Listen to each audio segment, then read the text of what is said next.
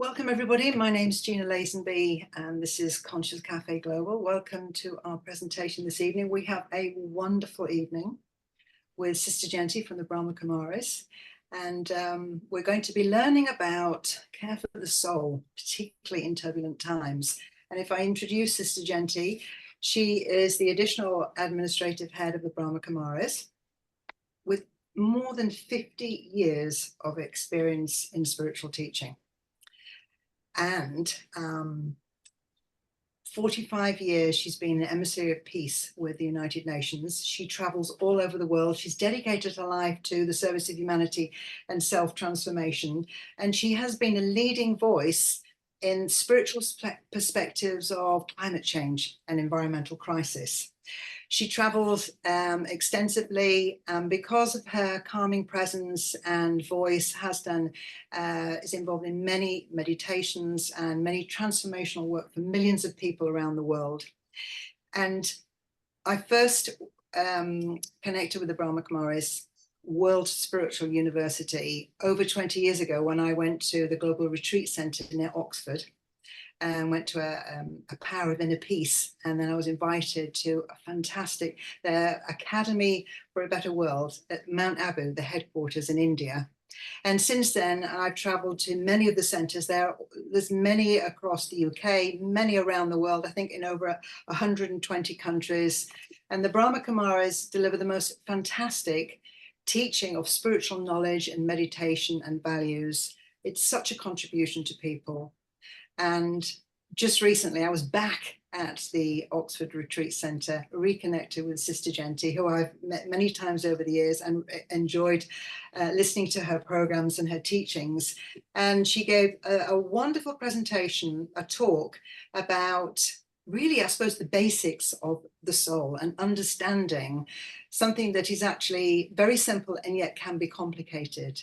And we thought it would be wonderful for her to join us this evening and talk about care of the soul in these turbulent times when things are feeling a bit crazy. How do we maintain that care? So Sister Jayanti, a huge warm welcome to you. If we were in a room, I'm sure we would be, but we're going to do our Conscious Cafe welcome and say Om Shanti, greetings to you. Om Shanti, Gina. Thank you for that warm introduction. As you said, the knowledge of the soul and the experience of the soul is very simple and yet very, very profound. And maybe just one very simple aspect that clarifies it for many.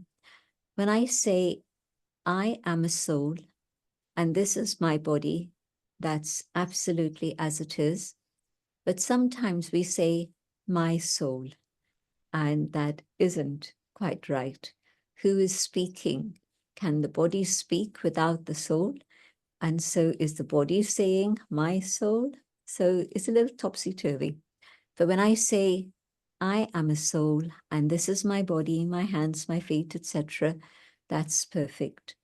And so coming to the awareness of this inner being of light, this being that's located just in the center of the forehead, in front of the pineal gland, when I come to the awareness that this is who I truly am, we use this expression, Om Shanti. Om, I am, Shanti, peace. And so we truly are able to experience that my original, natural, very familiar feeling is that of peace. And so anytime I feel my mind going into a state of reactivity, I see things happening outside of me that I feel are unjust and not quite right, can I first of all just remind myself of Om Shanti and come back to the inner being.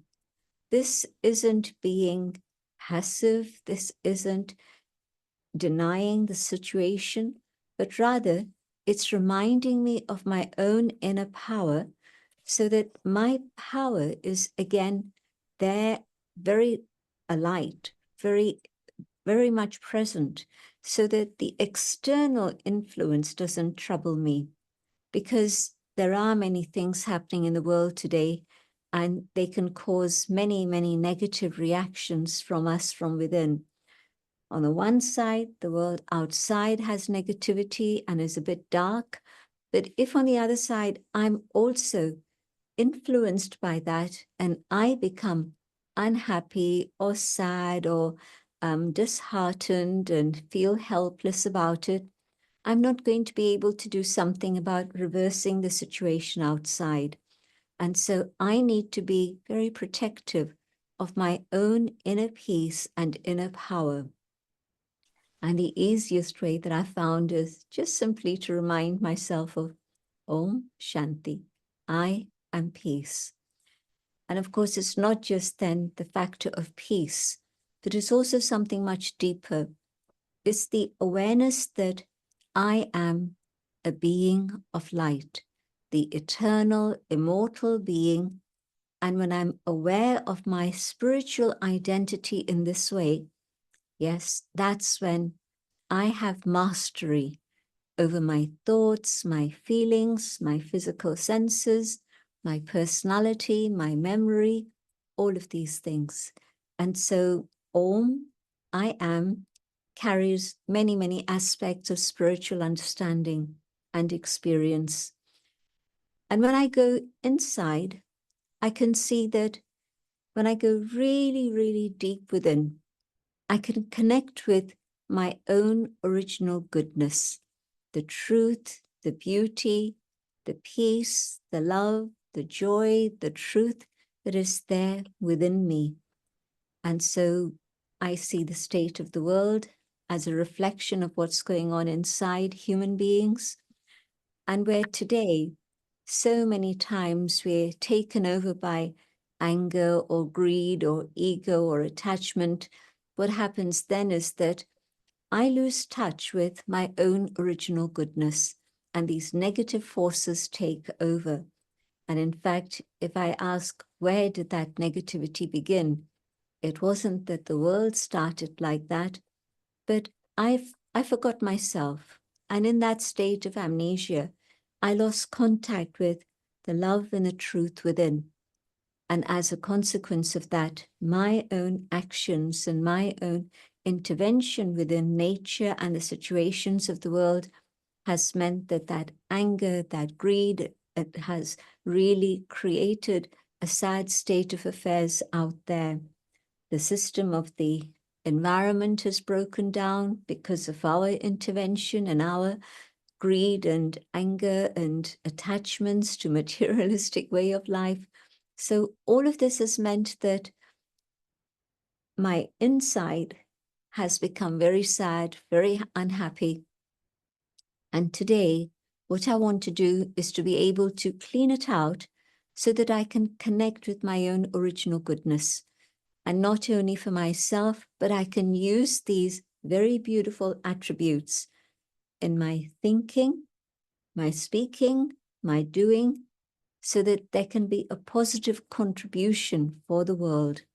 And I believe very deeply, sincerely, that all of us coming together, it creates a very powerful energy. The energy multiplies. When one person meditates, it's powerful. But when two people meditate together, it's not just one and one, but it's actually, in India, they would say it's 11. And if you're adding on one more, it can become 111, and so on and so on. So there's a multiplication of the power of those vibrations. And so, yes, even a small group of committed individuals can make a very positive change take place in the world. And in fact, that is the only thing that has ever happened. It's never been a majority that's brought about change. It's always been a small group, but that group coming together means that that power is able to transform situations. So I mustn't feel helpless or hopeless. I mustn't get disheartened by what's going on. Let me understand that the first step is to know myself and to connect with that inner being of light and allow that compassion and kindness to manifest. I experience it inside and I then share it outside also. this journey inwards is a fantastic adventure because there are two things that happen. Yes, I connect with that original state of goodness, but I also see the layers and layers of rubbish that have accumulated through the years. And so it's important that I deal with that also. I can't ignore it or sweep it under a carpet, but I have to look at it and take power from the one above so that I'm able to change this, because we get entrenched into our habits. And I don't know whether you'll agree with me, but I think it's easier to develop bad habits and not so easy to develop good habits. Why is this? Because of the law of gravity. When there's a roller coaster coming down, it requires no external force or energy. It just rolls, and it rolls fast. But when the engine has to go up, then it requires the power of the engine. Then the car is able to go up. Same way, when I look at bad habits and I come into company with those who are influencing me with those, it's very easy to start coming down. But when it's time to rise up again, it takes my own intention first and foremost, and also then the connection with the one above to be able to give me that power to create that energy and to move forward in an upward direction.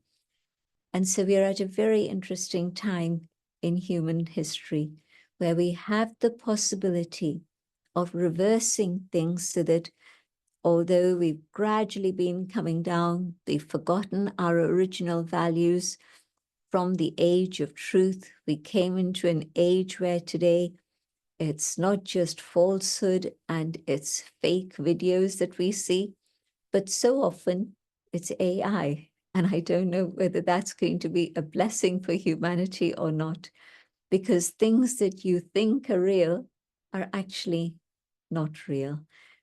But when I know who I am and I connect with my goodness, then I know that I'll always be moving forward, and my contribution to the world will always be one that elevates others and brings benefit to all. So I see both things, the negative and the positive within the soul.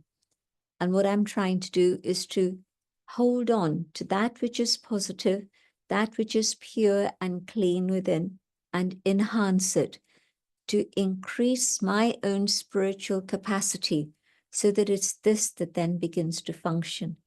And the rest, gradually, it fades away. And of course, in the fire of love, of the divine, we're able to allow all that alloy to be removed from the soul. The most interesting thing for me is when I look at the soul, I see a pattern.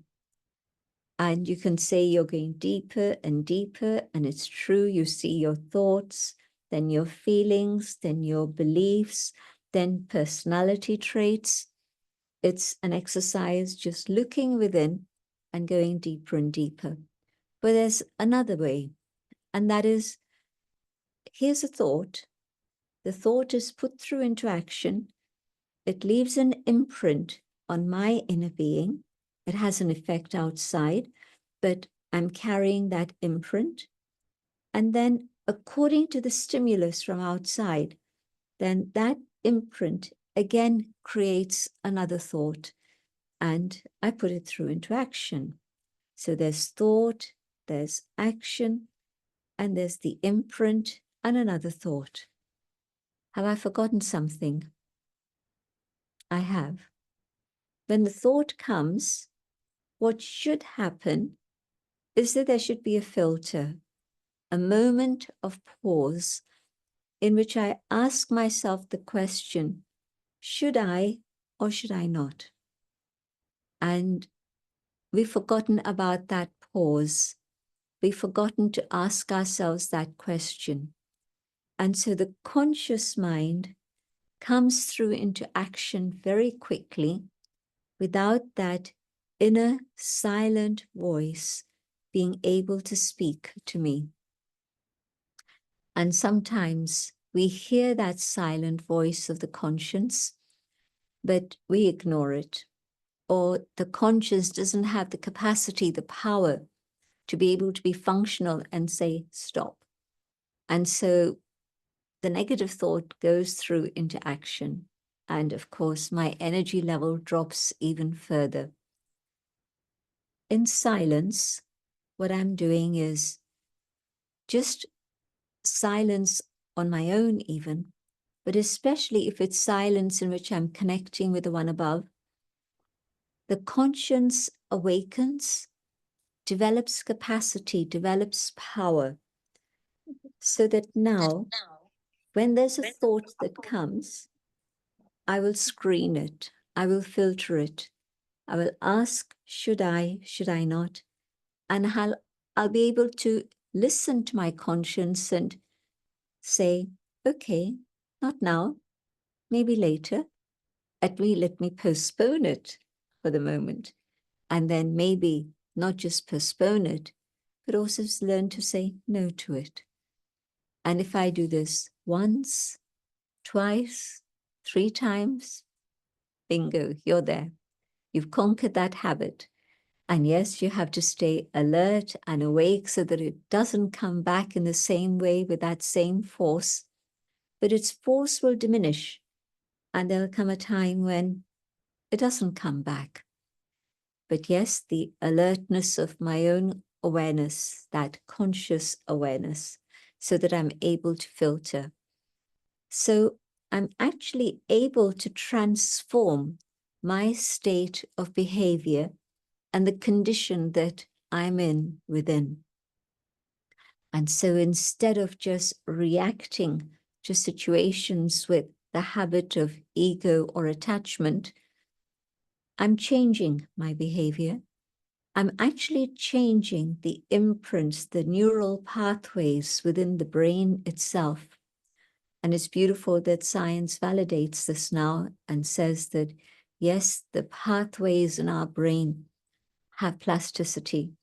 And so I can choose to change those pathways and create the pathways that then come into effect. And so it becomes more and more natural to respond with love rather than with ego, to respond with peace and non-violence rather than the other. You see, most of the time, 80% of the time, maybe more, maybe less, but around that, we've been on autopilot. Something happens and there's a reaction, and the action-reaction cycle goes on. But when I become conscious and aware, it's no more that. It's now a very conscious choice of what it is I need to do. And so going deeper within the self, first there's that layer of conscious thought and feelings and emotions. Then there's that layer of my belief system, the understanding that I have, the knowledge that I hold within myself, and that is the subconscious. If I dig and I ask myself the question, well, why am I doing this? What is the belief system that's making me do this? And sometimes our belief systems have been a bit topsy-turvy. For example, we thought that anger was okay because that's normal, it's natural. We thought attachment was part of life and that's fine. And we thought, well, how can you live in the world if you don't have a bit of ego? But turn it around and you'll see how when I come to the awareness of the soul, in that conscious understanding of soul, and my belief that I am separate from this body, I am that inner being, then when I make that subconscious belief come alive, that I am a soul, then I know anger isn't right. My body is telling me anger isn't right. My blood pressure goes up, my heart rate goes faster, adrenaline rises, everything within the body has changed.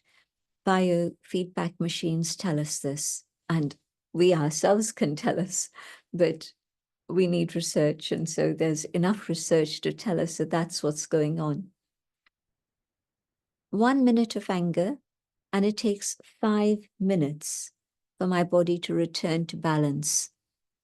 5 minutes of anger, and it'll probably be half an hour for my body to come back again to a state of inner harmony and balance. And so what I've justified, because my belief was it's okay, now my belief has changed.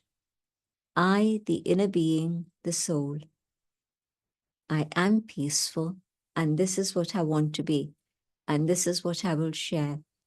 And so the conscious mind, feeling thoughts and feelings and emotions, then the subconscious, my belief system, and the knowledge that informs me on all levels, and then the unconscious, the traits that I carry within my personality that make me do things repeatedly again and again. There's things that are substances that create addictions, but there are also other addictions that we have, the negative traits, reactivity, impatience, jealousy, frustration. All these are also addictions. I'm caught up in that addiction cycle, but I can break that just simply through listening to the voice of conscience, by giving myself just a moment to pause and say, should I not?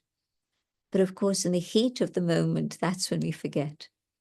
And this is why, if I can begin my day with time for myself, for silence, time to feed my mind nourishing ideas, and then at the end of the day, again, time for an audit. Can I check what was it that was good today? And also then to thank the one above for making that happen, instead of thinking, oh, I did it. No, it's the blessings and grace of the one above that it happened. But can I also look and see, what is it that I feel uncomfortable about now? Could I have done something differently? Could I have said something different?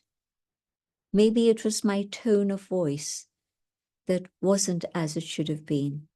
So doing an audit for the self means I'm giving myself space to realize what it is I'm doing that I need to sort out, and how can I put it right.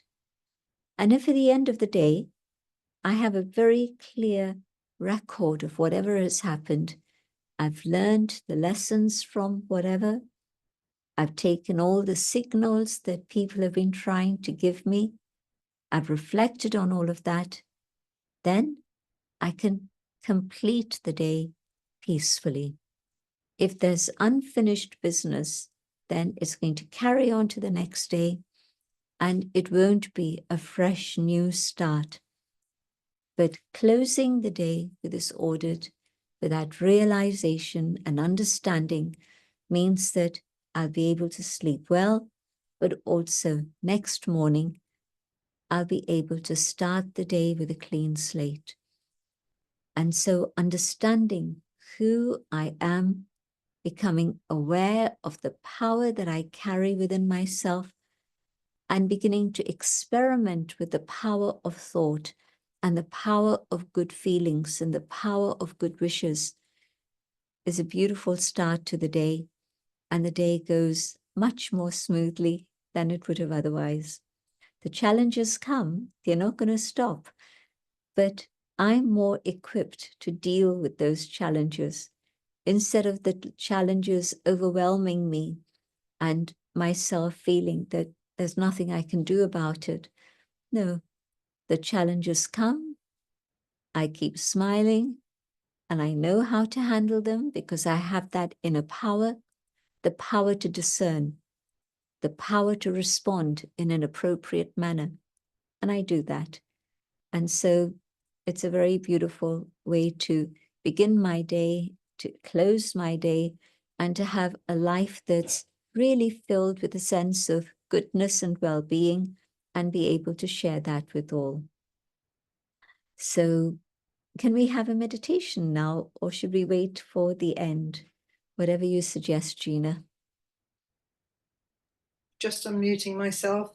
No, I think that would be lovely. I don't know whether you want to do an example meditation. I was just going to ask a question about, when you talked about starting the day and having nourishing thoughts and ideas, would you recommend people, and I'm sure that the people who are in our Conscious Cafe community already, practice some form of meditation, familiar with different forms. Would you recommend that people try for a silence, or to listen to something that feeds in ideas, and who might they choose to listen to? So I'm just going to, ask that question. Time for silence is absolutely vital, but I need to have enough understanding of how to meditate to be able to benefit from that silence. Just silence on itself, if it's just trying to empty my mind, is not so useful. So that's one aspect. But the other is that, yes, it's very important to actually listen to something that's going to be adding to my understanding of the spiritual dimension. And so maybe it's some scripture that really uplifts you. Maybe it's some prose, some poetry that uplifts you.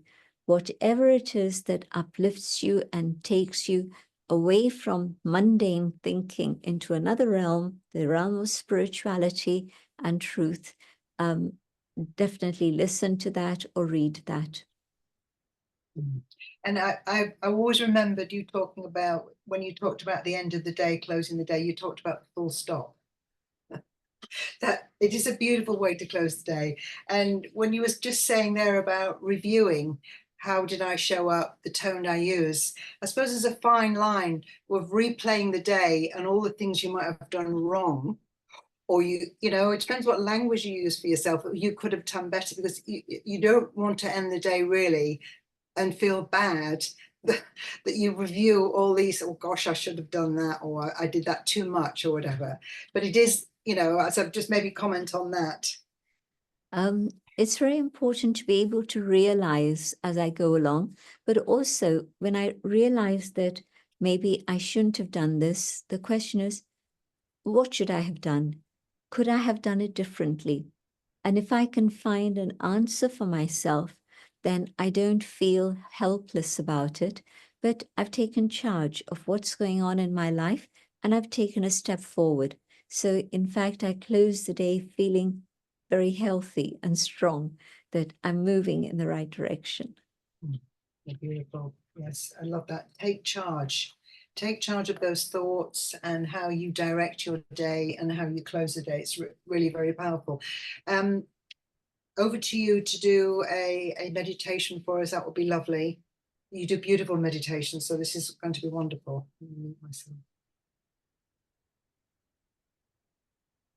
Let the body relax. The best is to have both feet on the ground. And now I go on the journey inwards, going deeper and deeper within, finding that space, which is my own sacred space, where only I can enter. And here I see the quality of my thoughts.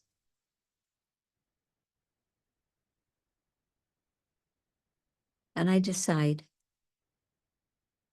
I want to focus on the highest thought, the thought of love. I hold love in my mind,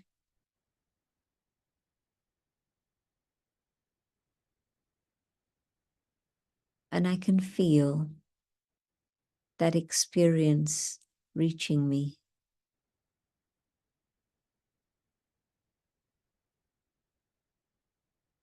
I learn to see my own original goodness.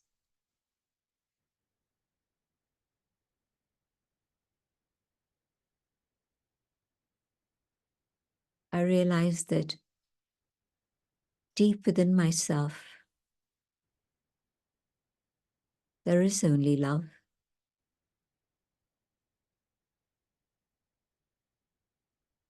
But I've acquired a whole heap of other stuff in my journey. And in this awareness of love,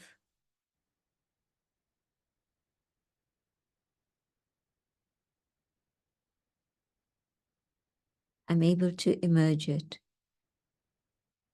express it.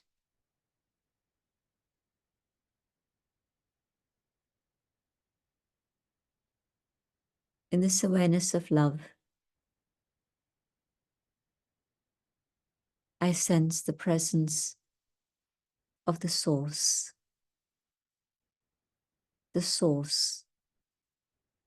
of peace, of love, of truth.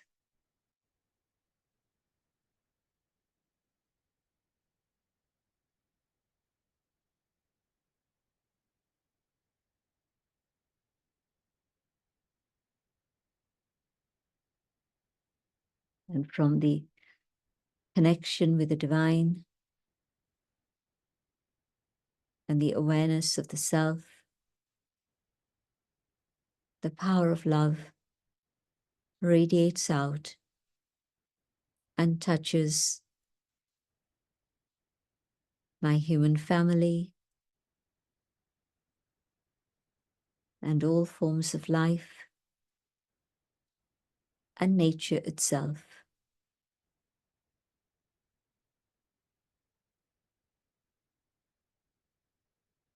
I come back to this moment here and now, but carrying this deep experience within myself.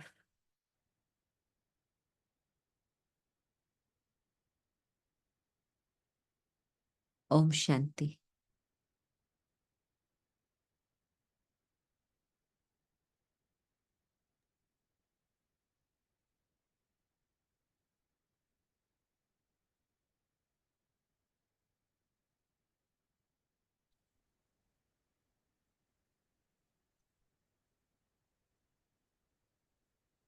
Sister Jayanti, you know how when we started out, we were talking about in these turbulent times, it's one thing to have a meditation practice of self-reflection, just to get through the day in normal life. It's a kind of a basic, like clean the teeth, shower, meditate. That's what, you know, that's the ideal, to have that daily discipline.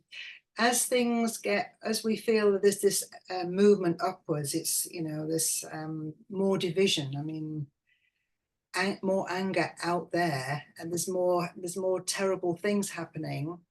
What do we need to do more of, or do we continue the same? Might we need to change our spiritual practice or our meditation practice to in any way cope with the amplification? Through the day, I found it very helpful to just take a pause for 2 minutes, 3 minutes. And we have a system within all our centers, and many families have this in their home, or some people have it at their workplace also. But we get a signal through music. And if you can't do that, just have something on your computer or your telephone, and it can give you a signal. But the music comes on, and we take a pause. And for 2 minutes, 3 minutes, we come back to the awareness of the self and the divine connection and be recharged. And so you don't have to wait till the end of the day when the battery is really, really low and you're really exhausted. But if through the day, you can create little pauses for yourself, as I say, either through a device or some other way, But a very simple technique is also a glass of water.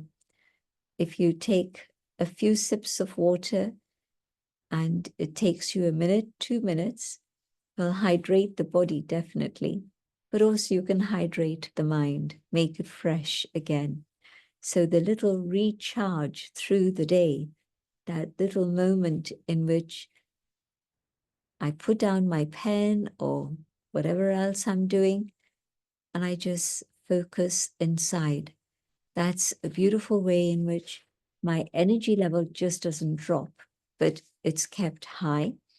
And it means that whatever comes my way, I'm ready, I'm prepared, and I can deal with it. So that's one very important addition to the timetable. The other thing is that if I know that there's one other individual, 3 other individuals, 5 other individuals, whatever the number may be, but if we can get together, and of course the ideal is in person, but if that's not possible, then even to link up and have specific time for a spiritual conversation and also a time to link up with souls across the world, maybe, but to link up with many others so that that power of the gathering becomes tangible. It's something that's real, and we know that then this minority can have an impact on the planet and everyone on the planet also. So these 2 things I would recommend: create personal time, 3 minutes each hour on the hour. That's the easiest. And secondly, just create a circle, a group of friends, others who are like-minded, and just practice these ideas and talk about these ideas together. Why is it that meditating with other people is more powerful? Is it more powerful within us, or is it more powerful in the vibrations we send out? What is it about a group of people, be it 2 or 3, 4 or 20? A few people have said to me how at the end of the day, they feel a bit tired, obviously, but when they come within a gathering where there are people who are meditating, they just sit there, and it's as if the waves of peace reach them and calm them down. And literally, it's like having a shower. And so you feel fresh. And then you yourself begin to meditate. But that external influence is a very beautiful, calming, freshening influence. And so the tiredness slips away, and you then are meditating, but you're also then contributing to creating that atmosphere. So yes, it's definitely a very different experience to meditate in a circle, in a group, than it would be trying to struggle on my own. Just going to put the spotlight here. You talked about atmosphere. Interestingly, there's a machine that has been developed from, if you're familiar with like Lynn McTaggart's work on the field, and she wrote about the random event generators. There's a new machine now that you can, it's just a portable random event generator. You can bring it into a setting and it will tell you if there's a difference in the field. So they've been trying it out. Quite a lot of, I think it was Tantra workshops where, over 5 days, there is a point where there are rituals and the machine is moving along, and then it correlates with what is a peak emotional energy or a group meditation. And they've also done some interesting research. They've put them in intensive care units in a hospital in Spain, and it's moving along, and then 10 minutes before the passing, there's a movement, and then it registers a change when the person passes away. And in fact, there was one occasion, there's nobody else in the room, there's no emotion, there's obviously something happening in that space, and they even registered the dog left the room 10 minutes before. It's interesting how animals know. The dog left the room, the machine moves, and they knew the time when this passing, and the machine goes peak. it responds. So it's interesting. We now have technology that we can get hold of, which is feeding back to us the data that there is something in the change in emotional atmosphere and what we're creating in a space. So, as you say, it's good for our own self and our the personal discipline of time to be quiet, time to invest in positive thoughts and amplification of this inner being. You also mentioned about the neural pathways. I'm interested about that. What does meditation do in the brain? What does this quiet time do? What does this inner self-reflection do? If you want to talk a little bit more about that, that's interesting. That's literally a physical change in the body from meditation, isn't it? It is. They've been able to measure all the rays that are being emitted, the gamma rays and the beta rays and the alpha rays and so on and so on. And so what they found, like with Dadi Janki, was that although her mind was active, they gave her little exercises to do, mind exercises, but yet she was able to maintain that inner state of calm, even though the mind was still active. And so it's possible to have action, but also peace. And so, yes, you can actually experiment with all of these things and discover how to, well, they're reflecting the work that you've done yourself. And so you're able to see how the mind can actually slow down so that it's more perceptive and more powerful. And when the mind is racing, it's actually not as powerful. We tend to associate speed with mind, with things that are better. And when you have any device, it's faster it is, the more expensive it is, the better it is. But in terms of the mind, when I can slow down my thoughts, then what the machine tells us is that, yes, these rays are actually very, very powerful and very positive. And so that's what happens with meditation. There's an actual change in the emission of what's going on in the brain. Yeah.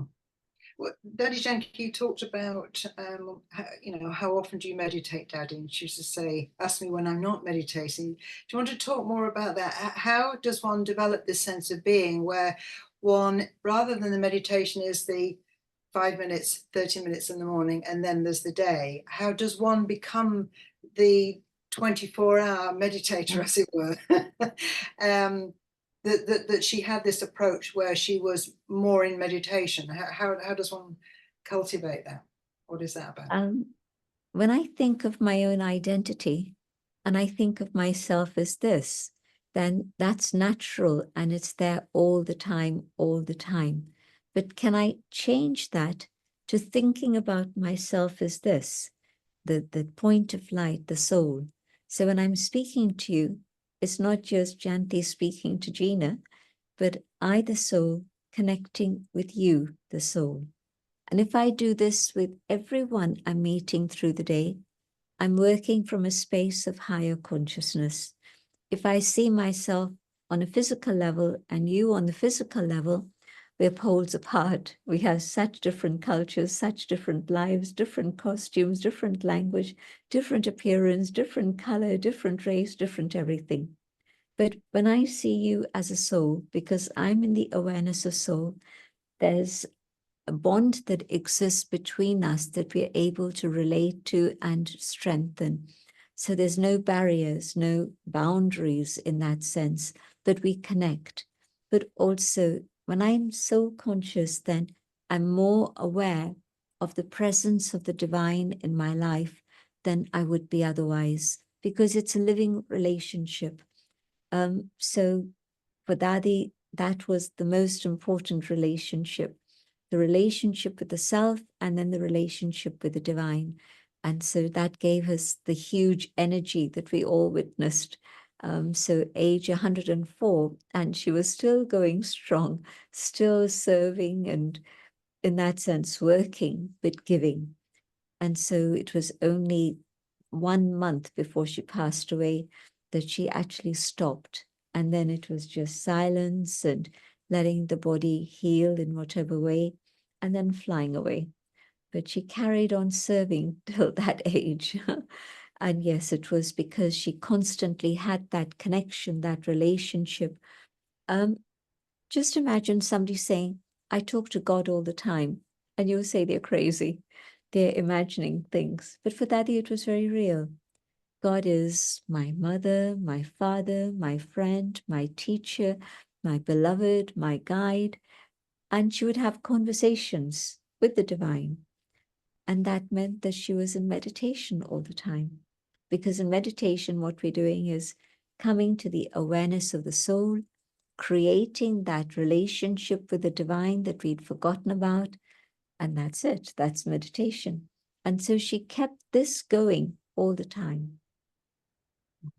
She It's would pretty, attend to work because she was managing service first in the UK, then in Europe, and then she was managing things in India, plus abroad, so all over the world. But she never lost her own spiritual identity.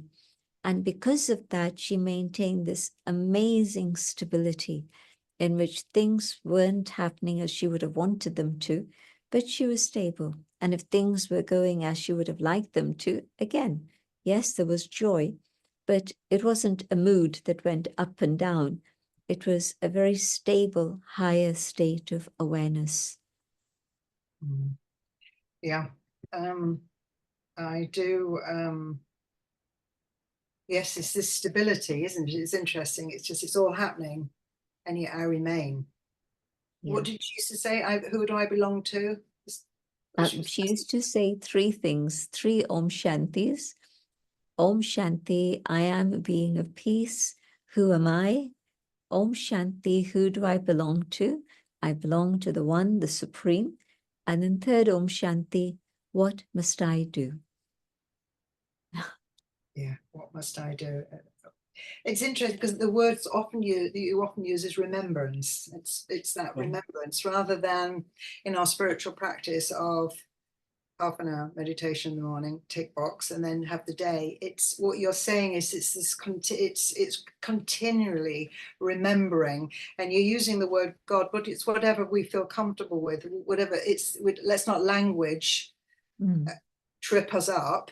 God, Right. source, but it's a word connecting with whatever we feel comfortable with, to maintain that stability. And that is the practice, isn't it? It's the discipline to get through our challenges, our personal challenges, and the world challenges. It's even more muscle development, inner muscles.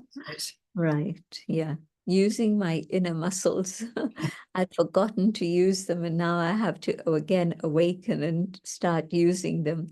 But also, Gina, when I speak of the soul and I speak about the point of light, that which the identity of the self, just this infinitesimal spark of light, and whatever name you use is fine. But if I think of the supreme, the source, the divine, as that source of light and love and peace and truth, then that gives a very simple focus to my mind, and there's a connection that I can make. So whatever term I use is fine, but to actually use that awareness of the soul and the divine, that point of light, infinitesimal, but absolutely the seed, infinite.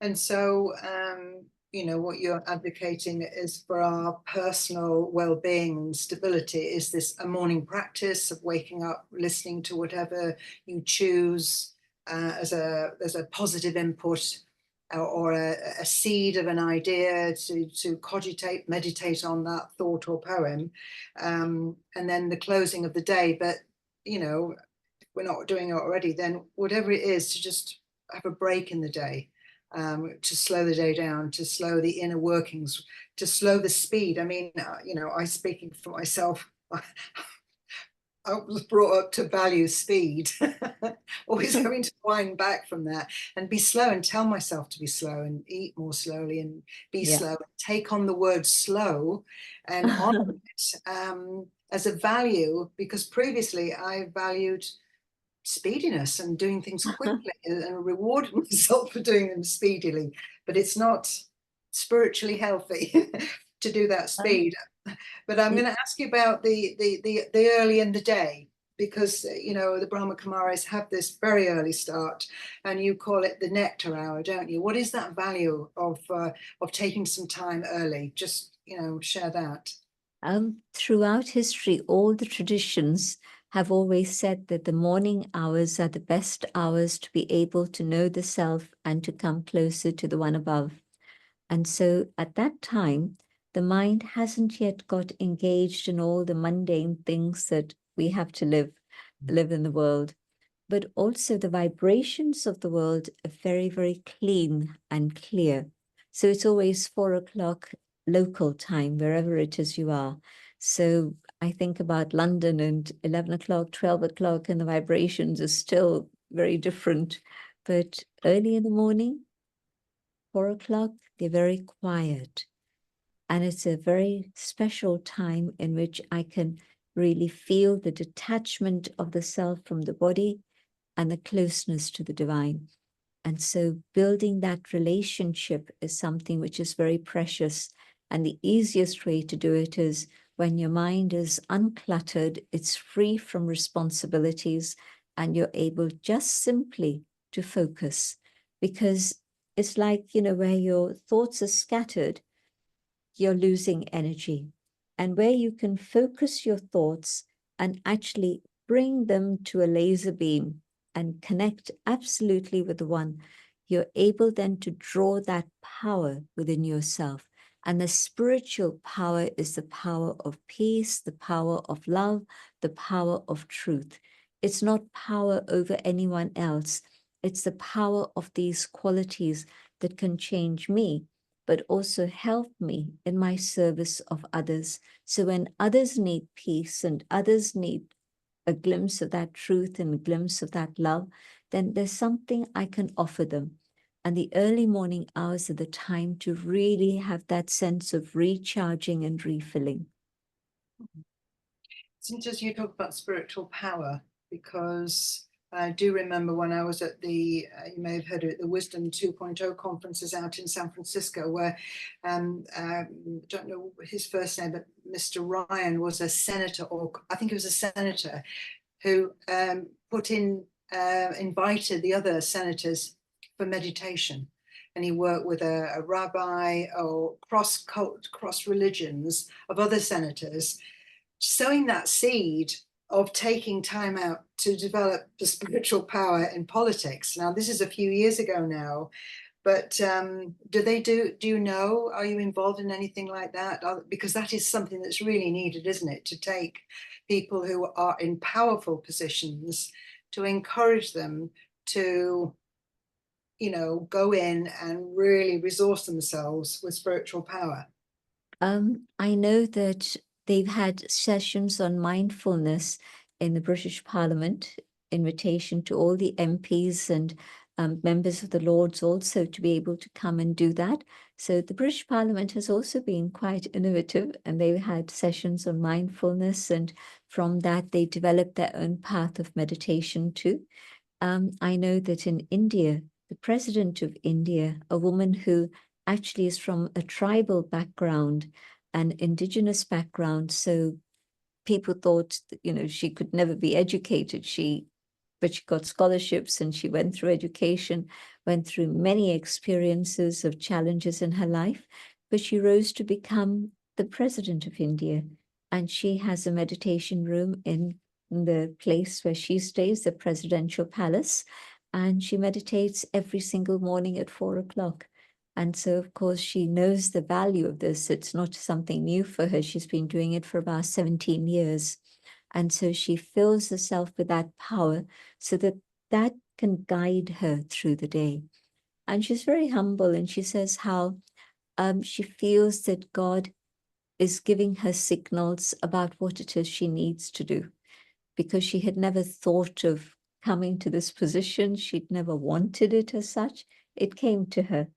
And so she says, I talk to God and I ask him, teach me what it is you want me to do today. So there are people in position who actually believe in these things. The former Prime Minister of Iceland again, if you look at an interview she did on the Spirit of Humanity website, you'll see how she talks about the need of leaders having values, spiritual values.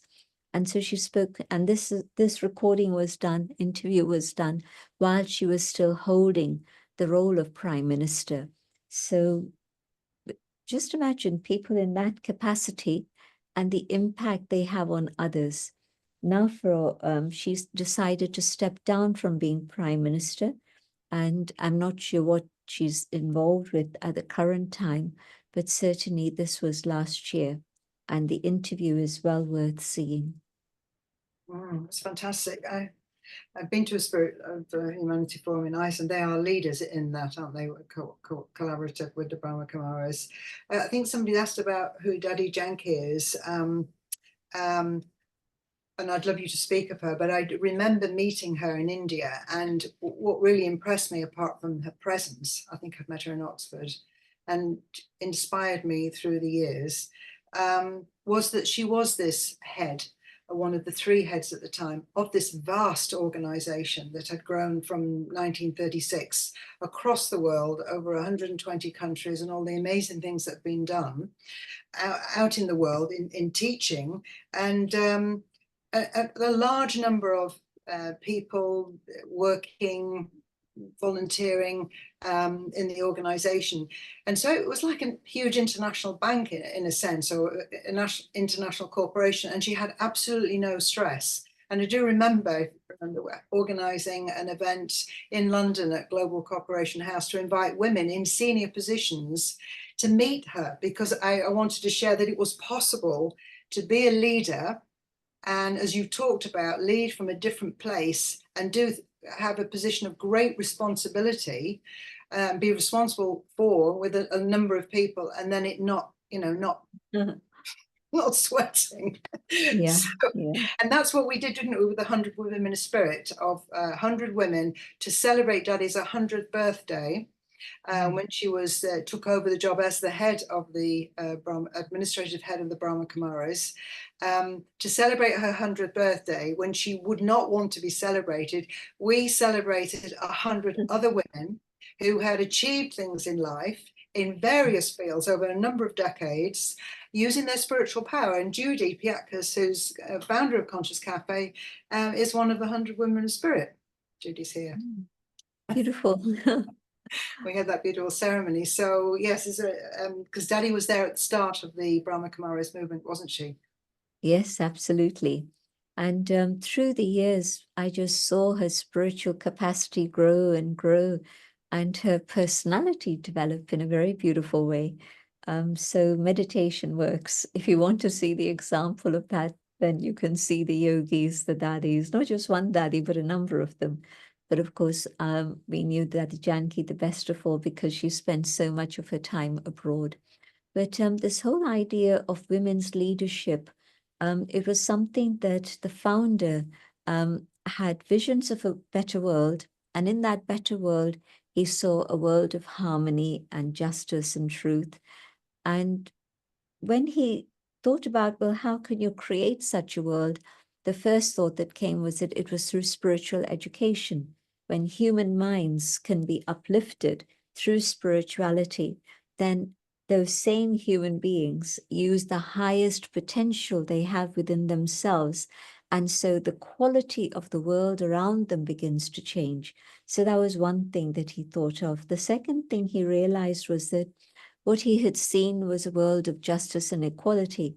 And the world he was living in at that time, the area which today is Sindh, which is now in Pakistan, at that time it was a united India, he saw that women were being treated as second-class citizens, and he decided that he was not going to have that.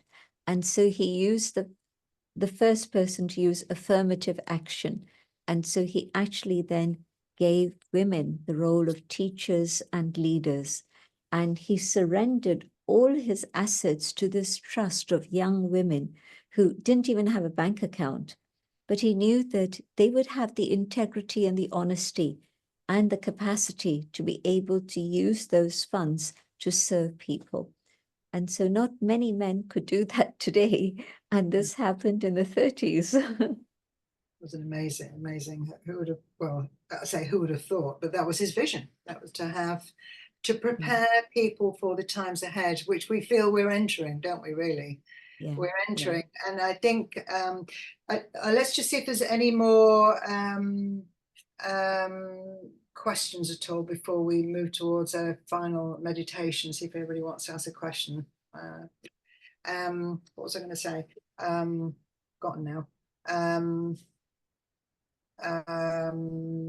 Yeah, I've forgotten. But I wanted to say that you do wonderful meditations, and where would we find those? Would we go on the Brahma Kumara's website, or do you have a website, Sister Jayanti? Yes, I have a website, but also you can go onto the Brahma Kumari's international website or the UK website. But there's also another website, which is just JUST-A-minute, just a minute. And this will then give you meditations from myself, but also others who have been experiencing similar things in Raj Yoga. So it becomes a very easy way. And we're just going to put on the chat the websites that you can connect with. That would be great. I'm just going to look at them and go, could you please offer some reflections on how we can potentially heal some of the divides we are seeing in the world, so creating social justice for those that are othered? Question. Did you get that from me, that question? Offering a reflection on how we can potentially heal some of the divides. Kind of talked about that a little bit, but that's a question from Nina, Sister Jayanti.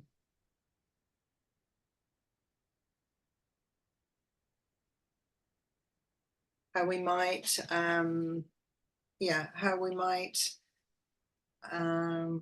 well, I suppose using our spiritual power, but she's asking about the divides in the world. So what is the question? The question is, we've kind of covered it, because if we're separate, then the external world is separate. She's talking about reflecting on the world is so divided. How do we take that on? You know, looking at social justice. Okay. When I think about what is it that unites us, the values that we all hold unite us absolutely, because civilization is based on those human spiritual values. And this isn't just coming from a spiritual perspective, which it is, but also we did some research some time ago. We asked people 3 questions. What is your vision of a better world? How do you see relationships in that better world? How do you see yourself in that better world? But always use the positive language. So, for example, don't say you want to see a world without war. What is the positive? A world of peace. I want to see a world without disease. No, I want to see a world of good health. So when we ask people in 128 countries this question, the answers that came back, it took us 6 months, 40 people looking at all these answers. And we sat in Abu going through all of this so that and they were people from those different language regions. So they knew their language and could feel the nuances from what people were saying. And we came up with 12 different values that everybody was asking for. Whether it was a person in Jordan or a person in Israel, they were talking about the same values. And so when you think about what it is unites us, it's values. And values are there within that inner being, the soul. And so when I'm soul conscious, I'm aware of those values and I'm connected, but also, is there any tradition that has said, don't have peace, make war? I had a very interesting conversation with somebody from an Islamic background, and he was just 2 days ago. And he said that this word jihad, the holy war, that's been positioned as something external, but in fact it refers to the internal battle with the demons that we have within. Just as within the Gita, the scripture of India, they speak about the big Mahabharat war in which Arjuna was told to fight. But then if you look at the text, it says that the biggest enemy is lust. The next biggest enemy is anger. And so it's never that we are told to fight or battle with anything external, but the instruction is to fight the negativity that's there within. And when we begin to do this and we come to that awareness of who we truly are and the qualities we carry, then yes, we go beyond this divide and we're able to be together as one family. Mm. And certainly the Brahma Kumaris, with your worldwide structure, you offer small centres, large centres, retreat places, offering a huge education program in not just meditation, but these spiritual values and spiritual practice, so how people can take this on and grow and develop. And I've been to many of them, and the program is really wonderful. And I would encourage people just to, of course, post-COVID, so much has gone online. And so there's a huge resource there for people to look at some of the websites that we've got there. Sister Jayanti, as we're moving towards the end, I'd love to ask you for, unless you have any final thoughts, a meditation to close us off. I don't know whether you've got one in mind or whether you might want to do one which is like as an example of an end of day that we could take with us for as an example of closing our day. That might be an idea, unless you had another thought. Before you finish, well, first, just a big thank you to you, Gina. You've been such a great friend all these years, but also you've supported us in sharing these ideas, and especially now with this podcast also. And I just like to make sure that everybody carries away this one thought. Just see yourself as that inner being of light and hold that in your awareness every day through the day. And it'll make such a huge difference in the way you feel and the way you interact with others. So, end of the day, and I turn inwards. I connect with the peace that I am. I hold this awareness of peace.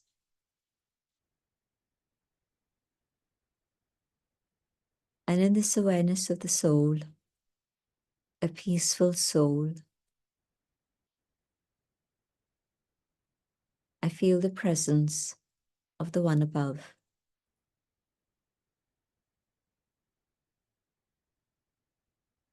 Surrounded by peace, sharing peace with others.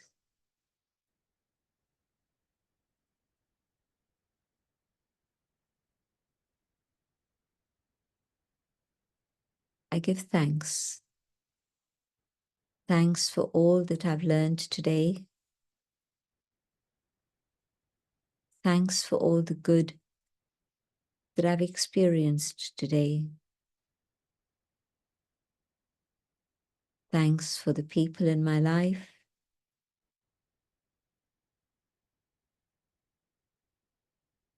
Thanks to the divine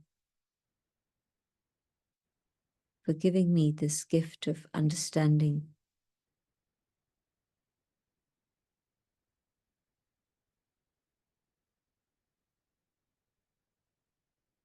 I share peace with the world.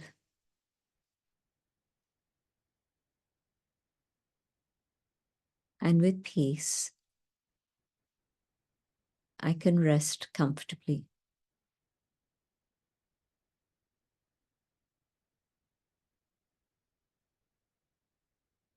Om Shanti.